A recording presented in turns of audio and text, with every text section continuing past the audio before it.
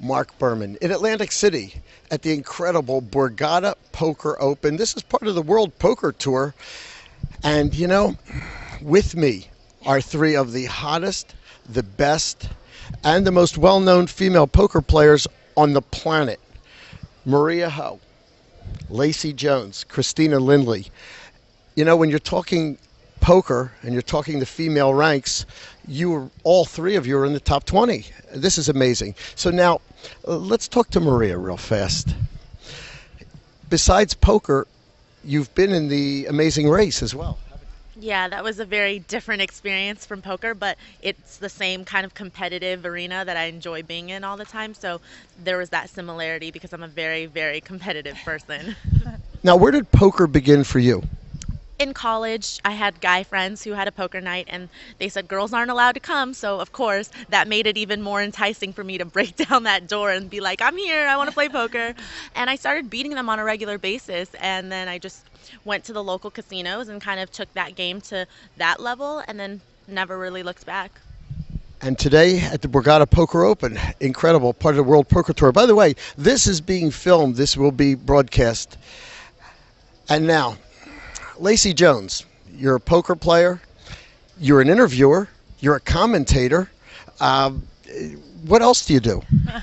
I've been modeling since I was 10. I'm a complete nerd. I already have my college degree and plan to go to law school. I know. I'm sorry. Seriously though, you should see me in school. It's kind of funny. But I kind of do it all. I like mixing things up so things don't get stale and boring. And poker for you, where did that begin? Because, we're here at the Borgata Poker Open. Well, I actually been playing since I was a kid. My grandmother taught me, and then I played in high school with my jock friends, and then in college when I used to bartend, all the frat guys would come in, and I'd get them wasted, and then I'd ask where the game was after, and made a little side money. It was fun, and just kind of stumbled into poker by playing in a charity event a few years ago in '05, and kind of got found out through that and moved to Vegas. Christina Lindley.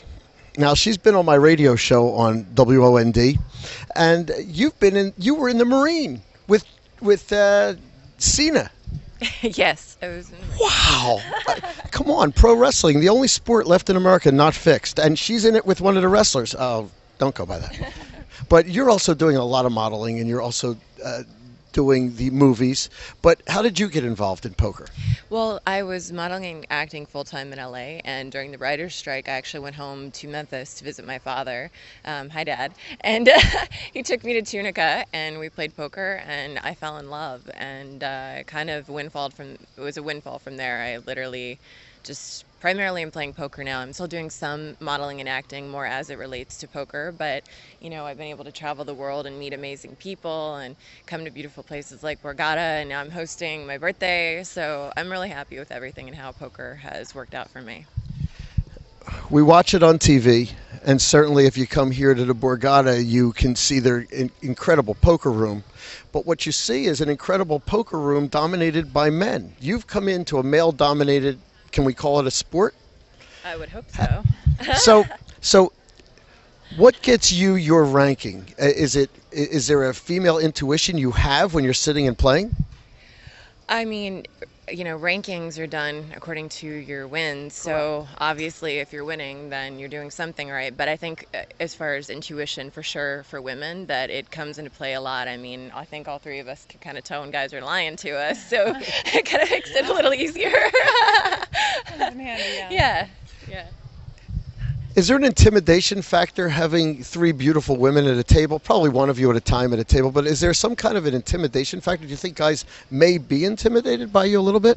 I would hope so. I feel like they don't know how to read women in general, so at a table, they think that they can bluff us, and all of a sudden we re-bluff them or do something funny, and they have no idea what's happening. So I would hope that they get intimidated, but you never know. Well, I would love to ask Maria, is there something that you do to maybe catch guys off guard? But you can't give that away here on NJ.com. It's going to be seen by 8 million people.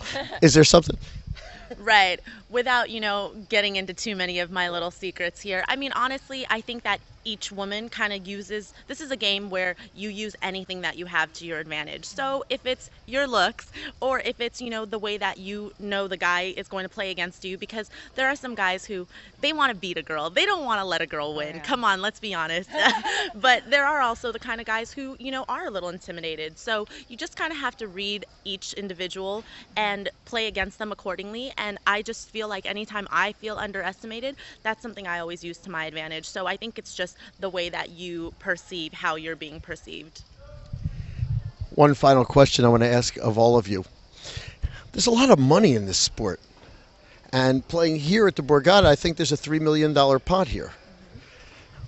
Can you tell us, what was your biggest win?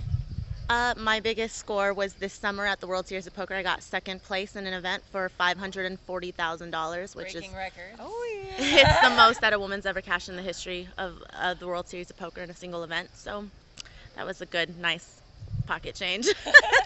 And the first thing you bought with that money? Honestly, Champagne?